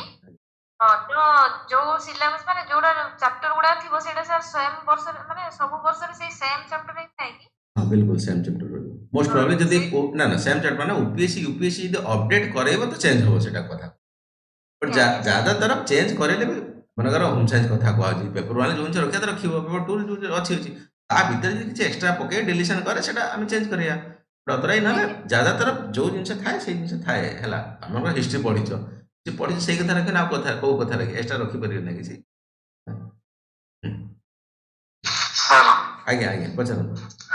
sir Indian politics रे नॉट पकोडे मिलियो ना नहीं सर? इंडियन पॉलिटी रे कोन ऑप्शनल सर, ऑप्शनल जदी रखे पीएसआर नाही तो ना मो बाबू देखो ऑप्शनल कथा हम क्लियर डेमो रे भी तुमको कहितली एठी हमर कोन मिलुची कोन ना मिलुची ला ना सुन जाय आपन को फर्स्ट क्लास सुन जे बात मिलियो कि नहीं सेटा ना पछन पीएसआर रे मिलियोनी, बट पॉलिटी रे फर्स्ट हमर जो गवर्नेंस रे ये तुमको 50-60% पाखा पाखा नोट मिले, किछ असुविधा होबनी मो भाबू एटा मुख्य सब्जेक्ट प्रीलिम्स पे गोटे मेंस पे गोटे असुविधा होबनी मिल जीवो कथा, बट 50-60 किबा 65-70% मिल हैला, बाकी मिलबे। ओके चलो बाकी देखो कौन कौन अच्छी मेंस सब्जेक्ट कौन कौन अच्छी मेंशन करा है, तेणु जी जो अनुसार तार चॉइस जो पाठ पढ़ी से अनुसार नहीं पार। हालांकि किए कौन नवा दरकार जहाँ जो भल पाए बट स्टिल आप 10-15 मिनट क्लास बाहर करके चर्चा कर कौन कौन अच्छी देखिए। एग्रीकल्चर अच्छी,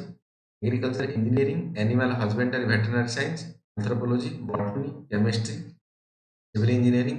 commerce and accountancy, economics, education, electrical engineering, fishery science, forestry, mechanical engineering, medical science, philosophy, physics, political science and international relation PSR को then psychology, public administration, sociology, statistics, zoology, literature of any one of the following chapter कथा कहछे तळକୁ sir ଅଛି जोर के नहीं की sir ଅଛି ଅଛି ତଳକୁ ଦେଖିଦେବା ହେଲା geography, geology, history, home science, law, management, mathematics, बाकी एगुड़ा भी अच्छे ओडिया पर्सन ये सब जिन अच्छी तेणु आ भर जी जहाँ चाहे ऑप्शनल नहीं पार भल मार्क रखी नेक्स्ट नेक्स्ट कौन कथा रहा सिलेबस मुख्य सिलेबस कौटी अच्छी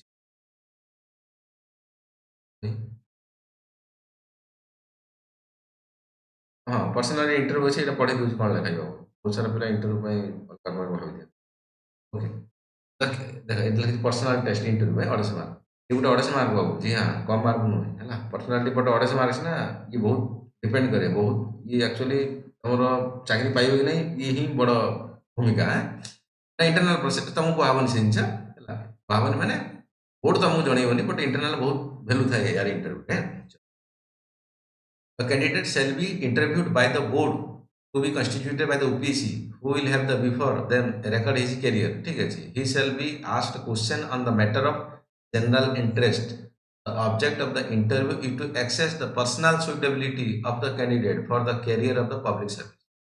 Public service रे चाकरी करिया पई से पिल्लार कोन कोन पर्सनालिटी रहिबा दरकार खाता लिखि देला ठीक कथा खाता सब लिखि देली पूरा एकदम सब कथा परफेक्ट लिखि देली बट तुम गोटे तुम चाकरी करने बहुत सारा क्वालिटी दरकार से जिन ना खाली पाठ पढ़ीदे हम पाठ पढ़ा अलग तुम जो सिविल सर्विस पैसा से अलग जिन लोक मैनेज करने गोटे आटीट्यूड थाए कला थाए से सब जिन कौन अच्छे आलोचना कराए मान नहीं कोट बोर्ड पिंधि सेंट फेंट मारिक पड़े तुम सिलेक्शन कर सेमती ना गोटे क्वेश्चन पचारे गुड़ाए प्रकार तुम फेसियल एक्सप्रेशन कौन कौन तुम आई कंटाक्ट कौन कौन तुम पर्सनालीटी कौन तुम कौ आड़ की कथा नौ तुम थिंकिंगटा कौन पॉजिटिव ना नेगेटिव आड़ जाऊँगी ये सब विभिन्न प्रकार तुमको इनडायरेक्टली कथा पचारे बट से धीरे धीरे तुम डेभलप करा दरकार स्टार्टिंग ये गोटे दिन हो पिला हाँ दिन आम गोटे दिन शॉर्ट बुट मारिक पूरा पॉलिश पॉलिश कर पड़े जा पचारे देखिए मेचे सहित मैनेज मैनेज हुए पर्सनालीटी क्रिएट करा पड़े क्रिएट करा पड़े स्टार्टिंग भाव जे मुझे ऑफिसर बोली सर तुम चाली चलन ढंग रीति नती सब कर स्टार्टिंग से गोटा इंटरव्यू इंटरव्यू किसी पाठ न था सब है mental alertness critical power assimilation clear the logical expression balance of the judgement variety of the depth of the interest ability सब जिन कथा गोटे सब कथा सर आज्ञा मैडम फिंगंतु सर जो ओडिया रे इंटरव्यू बिल्कुल दे हम पूरा कंचा ओडिया रे कहि परबे किछि कथा नहीं फोटो वाला खोसी ऐसे कथा लिखा है कैंडिडेट में भी आज्ञा आज्ञा कोन सर सर मु कहतली आमे जो एग्जाम ता दबा से मेंस हो कि प्रीलिम्स हो जेमते हमें प्लस 2 की एबे जो प्लस 3 जे सब एग्जाम हमें दउछु ओडिया इंग्लिश बोथ रे आसुची कि हमें ओडिया रे दउछु ओडिया ना ना ओडिया प्रीलिम्स रे तुमरो ओडिया इंग्लिश आसुची बुझले कि मेंस रे भी ओडिया इंग्लिश लिखा हो पढ़ी पारि होतीटा जगह तुम जेटा लिखि दियो खाता रे कि मु एटा इंग्लिश रे लिखियो सेटा इंग्लिश रे लिखियो नाले क्वेश्चन जो आसुची एथर पर पिला जे हमरो सी साइड कथा कहूची तुम सेटा कोन कॉम्प्रिहेंशन को पढ़ी कर देले तार सॉल्यूशन ओडिया लिखाई देला साइड रे इंग्लिश कॉम्प्रिहेंशन साइड रे ओडिया लिखाई से ओडिया पिला पढ़ी कर दे ठीक मार दे ठीक ही ओडिया देखा बुझे दी प्रकार आसे तो मन इच्छा जोटा पढ़ी कर आज्ञा सर बुद्धि चला रखो स्टार्टिंग रे ना पाठ पढ़ना परीक्षा देला बुद्धि T mind T presence of mind रखियो ओडा कथा प्रेजेंस ऑफ माइंड ना जेटा क्वेश्चन ठीक हेइयो प्रेशर न बनी केते प्रेशर न सला कथा ओके ऐसे कोन लिखाई candidate may be required to write a essay multiple topics topic is that essay likha they will be expected to keep closely to the subject of the essay to arrange their idea in orderly fashion with write concisely ready clear with given the effective ये सब जिन को पढ़िया तुमको आप केमती essay लगे ऐसे बहुत important है syllabus for the general studies 1 to 2 mark तुम्हारा आसी इस 1 to 3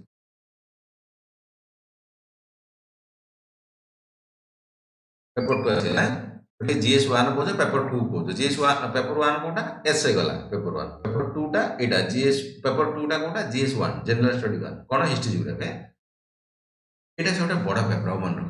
ए पेपर टा पिला पढ़ी पढ़ी पागल हो जाते ହେଲା ବଟ୍ ଛାଡ଼ିବ କେମିତି ଛାଡ଼ିବ କାରଣ ଏଇଟା ତମର ଦେଖ ଏ ପେପର ଚିନ୍ତା କର କେତେଟା ବହି ପଢ଼ିବ ୟା ପାଇଁ ହିଷ୍ଟ୍ରିରେ କ'ଣ ପଢ଼ିବ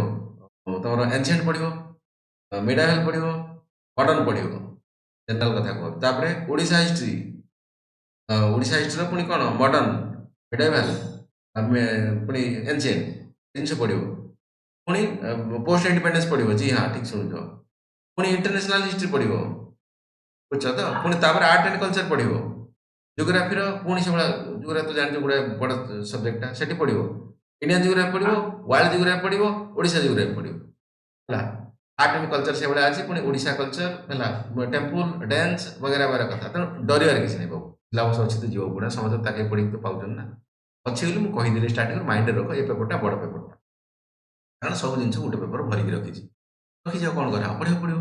ହେଲା ତେଣୁ ଏଇଟା ବଡ଼ ପେପରଟା ଆଚ୍ଛା ସିଲାବସ୍ କ'ଣ ଦେଖିଦେବା ओके हेरिटेज एंड कल्चर विरासत है हेरिटेज कल्चर है संस्कृति Indian culture covering the salient aspect of the art form कथा कहउची लिटरेचर कथा कहउची लेखा लिखि architecture from the ancient to modern एगुडा एक्चुअली तुम सिलेबस तुम कहउतरा ना प्रीलिम रे कोन पढा गुडा प्रीलिम रे आके ही पढियो कथा प्रीलिम रे सेठी लेखा ही किछि एठी लेखा हला एगुडा एक्चुअली तुमको पढियो पडियो सीधा कथा टेम्पल आर्किटेक्चर ऑफ ओडिशा जो नागड़ा स्टाइल कथा कि देउल स्टाइल कथा रेखा देउल गर्भगृह मंडप हला ई सब कथा socio cultural development of Odisha है ओडिशा केमिति डेवलप होला तार केमिति बा सोशियो कल्चरल होला सब पढा Odisha history Bhakti movement of Odisha Bhakti movement केमिति बना the impact of the society कोन इंपैक्ट पड़ितला सेता भक्ति मूवमेंट है evolution and growth of the Odia language केमिति ओडिया लैंग्वेज आसिक एठी आजि पहुंची मु ओडिया को तुम ओडिया बुझी पड़छो कौन केमिति व्याकरण लेखा हला कौन कथा सब जिनसे evolution of the Odia language literature and development of the Odia literature अछि regional tradition of the Odisha festival Raja Sankranti होची पणा संक्रांति विशा संक्रांति मीन संक्रांति केते प्रकार गुरुवारसा मानवसा ए सब कथा पढ़ा ओडिसी नाच भाषा ए सब कथा पढ़ा history modern Indian history from about middle of the 18th century until the present माने 1750 रु 2025 पर्यंत सब कथा कौन कले जवाहरलाल नेहरू इंदिरा गांधी कौन okay significant event personality issues ये सब अच्छी तेणु ए रिलेटेड पढ़ला बेले जब न्यूज पेपर पढ़ुच मैगजीन पढ़ुच कौन पढ़ुच ए कथा आसला अच्छा ये तो सिलेबस रे अछि अच्छा ताले ठीक अछि मुई टाकू ताले मोर एटा दरकार इति में कुआ होतला सिलेबस को पढ़ी मन रख पिला कथा आज फ्रीडम स्ट्रगल कौन सब तुम जो फ्रीडम स्ट्रगल माने नेता माने अछि कौन करथे कौन करथे various stage and important contribution from the different part of the country को जगह रे रानी लक्ष्मीबाई कथा पढ़िछ दातिया टोपे कथा पढ़िछ कि भारत रे राखी खुंटिया कथा पढ़िछ भगव कथा पढ़िछ गोपबंधु सब post independence consolidation of the recognition within the country post independence Sardar Patel को पढ़िबो कि नेहरू कथा पढ़िबो तापर वगैरह इंदिरा गांधी कर सब कथा कलिंग वार यस इंपोर्टेंट कथा बट एटा इंपोर्टेंट सब पकड़ कलिंग अशोक खंडाशोक धर्माशोक होली कथा पढ़ा then dynastic history of the Odisha Odisha महामेघवान खारबेल स्वयं then Bhaumakara dynasty Somavamshi dynasty Chandravanshi और सूर्यवंशी दीटा इंपोर्टेंट है राजा गजपति केमती आसले कौन कथा गंगा डायनेस्टी गजपति डायनेस्टी पूरी मंदिर सब कथा सब पढ़ा early resistance movement of the Odisha Paika rebellion कथा कह बक्सी जगबंधु वीर सुरेंद्र साय रिवोल्ट 1857 ये खतरनाक इंपोर्टेंट 1857 पढ़ितला क्वेश्चन बोले वाले पकईला बट पकईला creation of the Odisha province ये बहुत इंपोर्टेंट जिस ओडिशा सम्मेलन कथा कह केमिति बनिला कौन ओडिशा केमिति जल्दी बनिगला स्टेट वगैरह वगैरह आगु बिहार वगैरह सब freedom movement and the Prajamandal movement important Odisha and social base of the Odia nationalism integration of the princely state जो संबलपुर कथा कहउजी मयूरभंज कथा केमिति ओडिशा सहित मिसिले इंडिया सेमती अच्छी ना गोटे कला जूनागढ़ कथा कह हैदराबाद कथा पढ़ा जम्मू काश्मीर कथा integration of the princely state in the Odisha ठीक अच्छे social reform movement of Odisha ये सब जिन पढ़े तुम डिटेल्स मेंशन नहीं हिस्ट्री प्रथम मन रख कौन अच्छी syllabus geography of the India with the special preference to Odisha. India geography पढ़िबो in Odisha related कथा को मने रखिबो. फिजिकल फिजिकल माने कोठी कोन अछि कथा. Economics and social geography details मुद्दा रखि geography details पढ़िबा. Importance geography phenomena such as the earthquake, tsunami, volcanic activity, volcanic question बहुत important. Cyclone काश होची geographical features and their location changes. The critical geographical feature सब जिन पढ़ा water body, ice caps, ये सब कथा पढ़ा. Flora, fauna details पढ़ा. ओडिशा नेचुरल रिसोर्सेस कौन अच्छी कोठी कौन नेचुरल कोठी कौन बक्साइट मिलुची कोठी आयरन मिलुची ओर मिलुची हला वगैरह वगैरह मिलुची ये सब जिन पढ़ा. फॉरेस्ट एंड मिनरल्स ओडिशा कौन अच्छी. ओडिशा फिजियोग्राफी एंड रिफराइन महानदी सुवर्ण रेखा बड़ा बड़ा कृषि कल्या ये सब जिन. Then silent feature of the Indian society, diversity of the India and विविधता. बहुत सारा लोक बट सेठा आम इंडिया भितर बहुत अच्छी पेपर टा बड़ सिलेबस कौन आम GS one. Then out of rule of women and women organization, population of the association issue, poverty, development issue, urbanization and their problem, and remedies, effect of the globalization on the Indian society as a whole in the Odisha, also Odisha पकाउछि. Distribution and growth of tribes ये बहुत important टा. ओडिशा में बहुत दिन PVTG कथा पढ़ा होछि जो हमर गुडा कथा ये रिलेटेड अछि एससी एसटी पॉपुलेशन ओडिशा कोन था रिलेटेड स्कीम गवर्नमेंट आनुछि बा हमर वेस्टर्न ओडिशा डेवलपमेंट काउंसिल कोन केबीके एरिया कोन बाकी 1000 प्रकार. Urbanization, growth of the urban population and urban center in the Odisha. Then social empowerment, communalism, regionalism, secularism. ये बड़ा ऐसे टॉपिक उठाई पर social empowerment ये उठाई पर communalism, regionalism, secularism, political point of view में देखो जुड़ी. modern day politics रे ये point उड़ा मध्य जुड़ी पर. इतना तुम्हारा part 1 जे GS1 GS2 रे कौन अच्छे polity अच्छे governance. Governance constitution polity and the interstate relation. ठीक है ये प्रकार हमर नै जंती पॉलिटी भलो पढेबे. ओके इंडियन कॉन्स्टिट्यूशन कथा कहू हिस्टोरिकल अंडरपिनिंग कोन कोन कथा अछि मूल केमिति आसिला को कॉन्स्टिट्यूशन लो कोन उद्धार करके आनु कोन वगैरह कथा बड़ा fast evolution features amendment and significant provision of the basic structure कोन वगैरह function and responsibility of the union and the state राज्य सेंटर भीतर कौन कथा होची इश्यू एंड चैलेंजेस कौन रही. ममता बनर्जी कहीं मोदी को एक्चुअली रागुचंती बाकी तमिलनाडु गवर्नर कहीं चैलेंज को पड़ुनी तांगर कथा सब कथा फेडरल स्ट्रक्चर है जीएसटी वगैरह वगैरह सब इवोल्यूशन ऑफ द पावर है जो तुम कौन पंचायत राज इंस्टीट्यूशन या फिर म्युनिसिपालिटी कथा and the finance up to the local level and challenges. Local level माने पंचायत लेवल जो टैक्स कलेक्शन या फिर म्युनिसिपालिटी कथा कहू. Separation of the power between the various organ, dispute redressal mechanism बहुत important पढ़ा चैप्टर ओडा बजा अछि जो कौन रख this. Then comparison of the Indian constitution scheme with that of other countries. है हमर पार्लियामेंट्री ग्रुप अछंती काम देश पार्लियामेंट केमिति काम करछ अलगा देश केमिति काम ताको दे बड़ मीटिंग होछि जाउछन कि हम करछन कथा बुझुछन कथा पड़ा. Parliament and the state legislature राज्य कोन माझे करछंती देश रे कोन मुदिया पड़ी कथा पड़ाबो. Structure functioning conduct of the business power privileges issue raising this. Structure organization function of the executive and judiciary पढ़ाई डेमो रे बोधे टिके कथा कहिथिले executive judiciary ministry and department of the government को डिपार्टमेंट के मिनिस्ट्री कौन काम करे वगैरह वगैरह कथा. प्रेशर ग्रुप कौन टिके उठेथिले कथा दिन. फॉर्मल इनफॉर्मल एसोसिएशन कौन in their role in the politics कौन कौन. Salient feature of the representation of the people RP act कथा कहू दी प्रकार अछि डिटेल्स पढ़ाओ. Odisha right to public service act Odisha Lok act बहुत important. Appointment to the various constitutional post constitutional ऊपर एथरा पकेइतला क्वेश्चन इसी प्रीलिम्स रे. ठीक है सार पढ़े detail. Powers function and the responsibility of the various constitutional bodies statutory regulatory and the various quasi judicial body मध्ये कोन आवर डिटेल्स खाली मन रख देबो. नेक्स्ट कोन रहला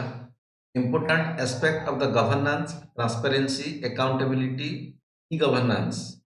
डिजिटल इंडिया कथा को application what are the success limitation and the potentials citizens chartered both कहथिले word related है transparency accountability institutional other measures this which role of the citizen state civil service in the democracy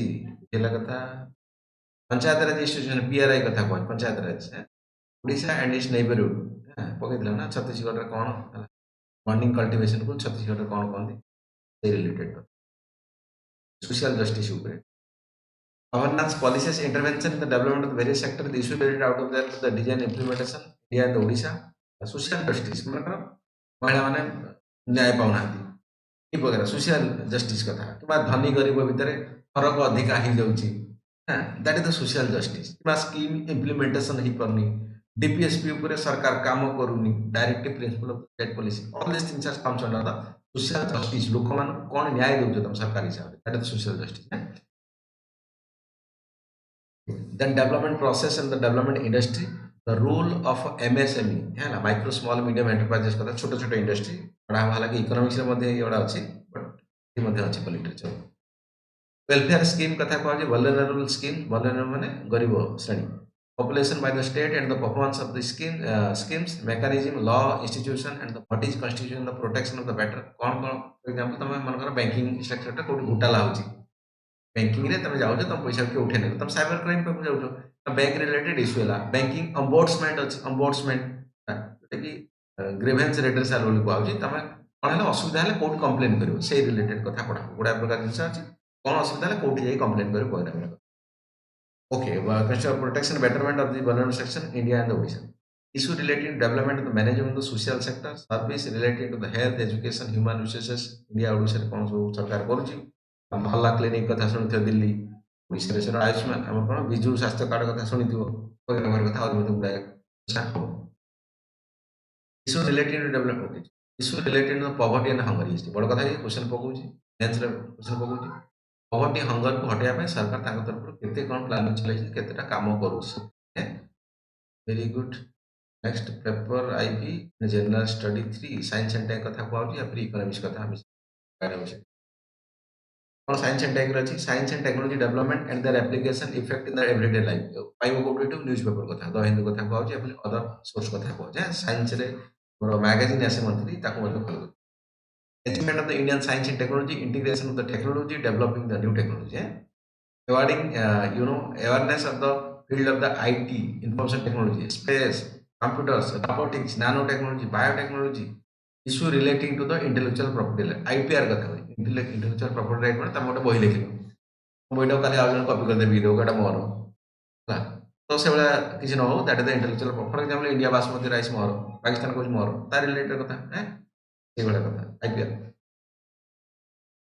next economic development Indian economy and the issue related planning mobilization resources कौन कौन अर्थ खर्च करुच्ची ज्यादातर budget या फिर economic planning related कथा economics रे क्वेश्चन ज्यादातर पकाए ठीक है बाकी तार जो पैरामीटर इंडिकेटर है कि banking CRR SLR bank rate base rate repo rate कि तुम आईपीओ वगैरह सब कौन है कॉन्सेप्ट बुझा दरकार current affair question Indian economy issue related okay inclusive growth है इंक्लूसिव ग्रोथ सामूहिक विकास इंक्लूसिव ग्रोथ सब दिगरे विकास मोदी कहते हैं ना सबके साथ सबका विकास that is the inclusive growth issue arising from it कौन कौन issue then government budgeting budget important जिनस बजेट कौन India issue land reform India Odisha history में इंपोर्टेंट ज्योग्राफी में इंपोर्टेंट पॉलिटी में लैंड रिफॉर्म है effect of the liberalization of the economy केते खोलम खोला हो in the sense FDI FPI कथा कहवा foreign direct investment foreign portfolio investment एसब कथा कहवा अलग अलग स्कीम सरकार तरफ कोन आसी मार्केट वोलाटाइल को कंट्रोल करिया पे कोन कथा पड़िबो liberalization changes in the industrial policy and their effect in the industrial growth infrastructure बहुत important energy ports roads, airport, railway in the country in the Odisha. Industrialization in the Odisha issue and prospect. Industrialization कौन है कारवार नगर हम कथा को आज कि बात हमारे जो इन्फोसिटी कथा भुवनेश्वर कथा को आओ अलग अलग जगह कथा एग्रीकल्चर कथा मेजर क्रॉपिंग पैटर्न इस country different type of irrigation वगैरह वगैरह कथा पढ़ाओ डिटेल्स टेक्नोलॉजी इनाम कथा पढ़ाओ issue related to direct and indirect farm subsidy farm subsidy बोधे विभिन्न प्रकार जो तुम फर्टिलाइजर्स फार्मर्स माने किणुचंती विभिन्न प्रकार हाइब्रिड सीड्स किणुचंती बहुत बार छाड़ दिया हो या फिर नले तुम जो पीडीएस सिस्टम कथा को आ जाओ कि एमएसपी कथा को आ जाओ मिनिमम सपोर्ट प्राइस ये वगैरह कथा डिटेल्स पढ़ाओ या को कथा आसी issue related to direct beneficiary okay public distribution system देखा जाए लिमिटेशन रिवैम्पिंग तो बफर स्टॉक कौन पढ़ा हो शुणी आलू पिज रेट बढ़ीगला ये सब रिलेटेड कथा food security technology mission economical and animal rearing animal पशुपालन कथा कहे कुकुड़ा छेली India Odisha doubling the farmer income सरकार कहते भाई डबल इनकम करदे food processing and related industry in India and Odisha scope significance location upstream downstream meaning बुझिया अपस्ट्रीम क्या कहुए इंडस्ट्री डाउनस्ट्रीम कौन इंडस्ट्री कहुए मीनिंग बुझिया सप्लाई चेन मैनेजमेंट बहुत बड़ा जिन कारण आप जानते मनकर टकाटिया पाउच कौन क्लिनिक प्लस पाउच शैम्पू गाँ दुकान मिल जाऊँगी कौन पाई ना हिंदुस्तान यूनिलिवर से भाया कम करके रखी सप्लाई चेन ठीक रखी तेणु सप्लाई चेन जुगु बेले बेले आलू पिज देखो ना ममता बनाती देलानी तो आलू ये 100 टका that is supply chain issue तार रिलेटेड कौन इश्यू हो पारे कौन कोल्ड स्टोरेज कौन वगैरह वगैरह चर्चा करें biodiversity and the environment paper conservation environmental pollution degradation environmental impact assessment वही शंकर आयस कथा वही सब डिटेल्स आम पढ़ा Shankar IAS environment books latest version किଣିବ जो बही किଣିବ सबले लाटेस्ट वर्सन ओल्ड वर्सन ले at least economics environment science and tech एवडा किଣିବ नाही एवडा एटलिस्ट जदि आ वर्ष जे भी किଣିଛି पढ़ी पिला वर्ष आउथर मध्ये किଣିବାକୁ पड़ो पाठ पढ़ा ପାଇଁ एटलिस्ट जति बही पत्र रे खर्च सेति करिया दरकार महोदय कारण डाटा भूल लेखिन परीक्षा पाइबो डिजास्टर मैनेजमेंट ये बहुत जिन ओडिशा एज कोस्टल स्टेट फार्मिंग हुडहुड फाइलिंग दाना ये सब आसुँच तो ये डिजास्टर बहुत important state institution and policy disaster कौन कौन policy linkage between the development the speed of the extremism तुम जो कोरापुट कलाहांडी कथा कहजी सदा Mao left extremism Odisha Koraput पूरा फोर्स है चलो security and disaster management challenges in the internal security है इंटरनल सिक्योरिटी बहुत सारा कथा अच्छे देश कथा कहुए internal security through the communication network roles of the media and the social networking site internal security challenges basic the cyber security money laundering economics वार्ता पढ़िया preservation arts and policies related to the cyber security money laundering माने money को सफा करना black money fight करता money laundering security challenges in and their management border issue है पाकिस्तान हो गला चाइना हो गला बाकी मध्य नेपाल सहित बेले बेले डिस्प्यूट लिपि अधूरा लिपु लेखा नेपाल सहित तो जान चाइना सहित गुड़ाए प्रकार कथा अच्छे पाकिस्तान सहित गुड़ाए कथा various security forces and agency है सीआरपीएफ है तुम आईटीबीएफ है बाकी अलग अलग सिक्योरिटी सब इंटरनल कौन एक्सटर्नल कौन क्या under minister of home affairs क्या आसुची एक्सटर्नल आमर कौन है डिफेंस मिनिस्टर आमर क्या डिटेल्स पढ़े पार्ट बी एथिक्स इंटीग्रिटी तो এটা एक्चुअली ପିଲାଙ୍କୁ ବହୁତ ଥ୍योरी ଲାଗେ बट केस स्टडी ଅଛି मजेदार पाठ ମଧ୍ୟ ଅଛି मैडम ମଧ୍ୟ ठीक कहउछन पढ़ेबे तुमको किंतु बुझिया ପାଇଁ चेष्टा कर ठीक लिखियो दिस अपियर ओनली याको ना एथिक्स पेपर को सब कंपेयर करिवो तमरो रियल लाइफ सहित प्रैक्टिकल सहित एथे बहुत कम पाठ मिलियो तुमको प्रैक्टिकल सहित जोड़िबो तुम फैमिली कोन असुविधा होछि सोसाइटी रे कोन असुविधा होछि हला यंग मास रे कोन असुविधा होछि हला केमी भाव लोक बिहेव घर गोटे पिला गोटे बिहेव या कर बाहर सांग मान सहित बिहेव किसी अलग कर दूसरी what is the difference why this things परीक्षा खातार तो आईएस गोटे लिखुची इंटीग्रिटी एथिक्स पढ़ला बेले बढ़िया कथा लिखुची मार्क भल पाऊँ बट चाकरी कला करप्शन कर वगैरह वगैरह कथा को लेकिन एथिक्स पेपर तेणु चेष्टा करें आपको ना प्रैक्टिकल इंप्लीमेंटेशन आनिकी रखापी खाता है ना बेटर मार्क मिल पाए जे मेथड मेन्स लिखुची से रिलेटेड कथा है ना मन रखिए भगवान this paper only include the question that the text candidate attitude and approach issue related to the integrity probity the public life so integrity probity है ethics probity यार मीनिंग कौन मध्य पढ़ा हो यार मीनिंग मध्य कौन आप सब पढ़ा बुझे क्वेश्चंस में यूटिलाइज द केस स्टडी आछी माने तुम एभला सिचुएशन तुम गोटे जगह जाइछो सेठी बात्या हेगला बन्या हेगला रोड पड़ी गला गोटे विभिन्न प्रकार कथा तुम कौन करियो फास्ट डायरेक्ट क्वेश्चन एमती आछी यू हैव टू देखो भूल किसी नथिबो ठीक किसी नथिबो आंसर एकदम भूल ठीक किसी नहीं as a officer what is your decision in that particular situation तमें लेख तुम कौन इच्छा लगे तुम लेख भूल किसी नहीं सब ठीक बट तुम्हें तुमटा कौन रिप्रेजेंट कर that is the main point ethics in the human interference essence कथा कहूँ तो ये नॉर्मल कथा determine constitution ethics human action dimension ethics theoretical part relationship and human value कौन lesson from the life's teaching of the great leaders like the Buddha, Mahatma Gandhi, Swami Vivekananda, all this, Socrates, this means Reform the administration rule of the family, society, education and institution including values. Value what is value? মানে তোমার value কোন আছে? Value. না attitude কথা পড়াবো, then aptitude কথা পড়াবো, emotional intelligence কথা পড়াবো, intelligence emotional intelligence है, emotional intelligence মানে emotional blackmail କରୁଛୁ यार, तो what is the meaning of emotional intelligence है, इसका पढ़ाबो तो another utility, बड़ा मजेदार पाठ है, କହିଲିନି ତୁମକୁ ସିଲାବସ୍ ଯେତେବେଳେ ପଢା ହବ ନା ତା ଭିତରେ ବହୁତ ମଜା ଆସିବ, ତ ପାଠ ଶିଖିବା ପାଇଁ ଚେଷ୍ଟା କର, ଚାକିରି ତ ଏଣ୍ଡରେ ଗୋଟେ ଯେଉଁ ତମେ ବର୍ଷ 2 ବର୍ଷ ପଢିବ ନା ପଢାଟା ମଜା ନିଅ, ତମେ ସେଇଟା ଅଧିକ ମଜା ଲାଗେ ତମକୁ ଚାକିରି ଅପେକ୍ଷା, ମୁଁ ଯାହା ଜାଣିବାରେ। aptitude and fundamental value of the civil service, integrity वगैरह वगैरह କଥା। इमोशनल इंटेलिजेंस कॉन्सेप्ट जे बाबू ମୁଁ ଭାବୁଛି ପ୍ରିଲିମ୍ସ ପରୀକ୍ଷା ଦେବ ତାକୁ ଏଟା ଆକ୍ଚୁଆଲି ପିଓରଲି मेंस बेस्ड ହେଲା, ତେଣୁ ପ୍ରିଲିମ୍ ପଏଣ୍ଟରେ ଆକୁ ରଖିବ ନାହିଁ, ପ୍ରିଲିମ୍ ନୋଟରେ ଏଥିକ୍ସ ଇଏ ପଏଣ୍ଟକୁ ରଖିବ ନାହିଁ, ମେନ୍ସ ନୋଟରେ ରଖିବ, ପଢ଼ିବାକୁ ତ ପଡ଼ିବ, ପ୍ରିଲିମ୍ସ ପୂର୍ବରୁ ସାରିବାକୁ ତ ପଡ଼ିବ ସବୁ, ସେଇଟା ମାନିକି। Emotional intelligence contribution of the moral thinkers, moral thinker ବହୁତ ସାରା ଅଛନ୍ତି ହେଲା, ଯେମିତି ତମର ଭାରତରେ ଆମେ କଥା କହି କାହା କଥା କହିପାରିବା, ମୋରାଲ ଥିଙ୍କର ତ ଦଲାଇ ଲାମା କଥା କହିପାରିବା, ଆମେ ବିବେକାନନ୍ଦ କଥା ବି ନେଇପାରିବା ହେଲା, ଚିନ୍ତାଧାରା ତାହାର ତମର public and civil service value, ethics, public administration ଏ କଥା, ପ୍ରଫିଟ୍ ଇନ୍ ଦ ଗଭର୍ନାନ୍ସ, ପ୍ରଫିଟ୍ର ମିନିଂ ଆକ୍ଚୁଆଲି ବୁଝିଲେ ଏସବୁ କଥାଟା ବୁଝିପାରିବେ, ପ୍ରଫିଟ୍ ଇନ୍ ଦ ଗଭର୍ନାନ୍ସ